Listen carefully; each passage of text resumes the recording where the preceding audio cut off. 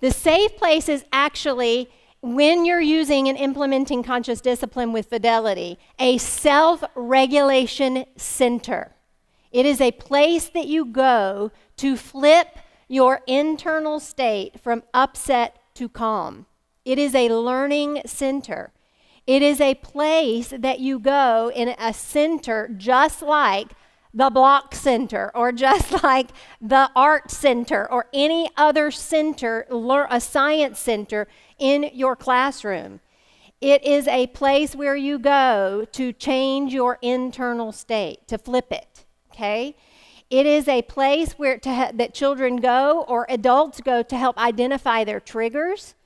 Again, there are visuals that are displayed there, and we want to teach children how to use it appropriately. So it has to be taught. It's not something that you can just stick back in a corner in your room and think children are going to know how to use it appropriately or effectively without teaching them how to use it. And that's important. Also, if you are an administrator and you put it in your school, you've got to teach your staff also how to use it appropriately. So it's got to be taught, and I can't reiterate that enough. It's got to be taught how to use it. So when you think about the safe place and you put it in your classroom, you want to designate a time and a space for it that's appropriate, and you want to designate a time to teach your children how to use it. And that's important. All right, so when you're thinking about teaching it, you've got to teach them. When do you go there? Why do you go there? How do you use the materials that are in there? And how long do you stay? What do you do when you're in there? How do I follow the steps that are in there?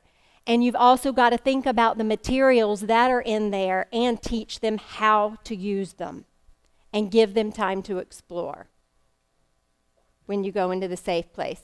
The safe place can look lots of different ways.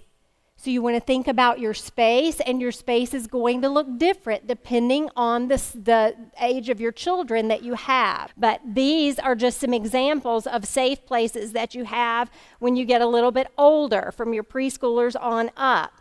You want to make sure that you have some soft things in there, but you also have some hard things in there. So some differences in places to sit.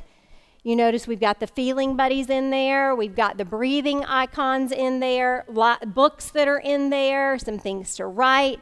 So you're going to put some different things in there depending on the ages of your children. And I will tell you, as a teacher, I never put anything out in the safe place before I introduce it and teach the children the appropriate way to use it first. So you want to teach it, then it goes into the safe place. Okay?